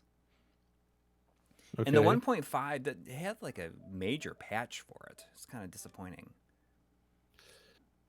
Man, Oh, King- so was that one of the discs where you put it in, then you have to choose what to install? No, I mean uh, the disc is just Have you ever one run and across two that and kind of thing? Like I it's think just- the limbo and inside is like that, where like you oh, it choose, has you some- put in the disc and you like it doesn't just automatically install the game. You have to choose which game or Huh. both games to install. Life is Strange before the storm was like that too, where it's got, I guess, the original Life is Strange on the disc. Oh, probably like I think the first episode or something like that. Did you see though that with the Kingdom Hearts 3 leak, their supposed good news? They're like, "Don't worry, fans, just watch out for spoilers, but we didn't include the epilogue or the true ending on the disc, so you won't be spoiled." And everybody's like, "Yay!" And I'm like, "That's bad." exactly. That was my I mean, response to it too. I am so like not paying attention to the internet anymore anyway. So Like I am not at any risk whatsoever. I still need to play the whatever you call it, the that 2.8, like that short story that Yeah. Well, it has Dream Drop Distance also on there. Oh, you mean Kingdom Hearts HD 2.8 Final Chapter Prologue? yes, that one. Yeah, one of my colleagues at E3 2016, he went around the show floor with a microphone asking people to recite the name of that from memory. And I don't think anybody got it. Well, I think you just got it. You nailed It's burned into my brain. it. Kingdom Hearts I mean, I HD think it's only 2.8. like, I think it's only a couple hours long. I just need to play it before 3. Not that my memory of what happened before that is even very clear in my head anyway. Stuff got anime. Yes, stuff got very anime, and Mickey Mouse did some things. I'm very curious to see how Kingdom Hearts 3 runs in the end because they seem to be targeting 60 frames per second. Oh, really? And I've played it on Xbox One X a couple times, and it seemed to be almost holding it, but not 100%. But I feel like if Do the you have X, any idea what resolution they're targeting on either? I don't know. I just have a feeling that it's gonna actually run a lot better on the X. We'll see. Yeah, I mean, I feel like I'm going to get it for PS4 just because like I cannot wrap my head know. around Kingdom Hearts on Xbox. Like it's And none of the other games are even available on the Xbox anyway. No, they're not. It's a weird situation. It's just Unreal Engine 4 game trying to target high frame rates. Xbox X usually just does better. So it's kind of weird that they're doing high frame rate like that. Maybe there's a 30 I don't know if I'm going. I mean, I assume you guys are going to be analyzing it. I mean, I might not get it day one and just wait for the analysis just to make sure the PS4 version isn't. Oh yeah. Or the Pro We'll version isn't analyze it. total crap, but We'll definitely be analyzing it. I wouldn't be surprised if Pro like can't go over 1080p. We'll see what they do. I'm not sure. It looks really good visually, at least. Yeah, but All right, I gotta go. I gotta go, and so I can go to the post office beforehand. all right. All right. Thanks for Well, hanging it out, was John. fun. I guess that wraps up the stream. Yeah, I guess that does. But you know what? We might be back tomorrow. At least I feel like I might play at least. All right, cool. All right. All right. Later, guys. Later. See you, chat.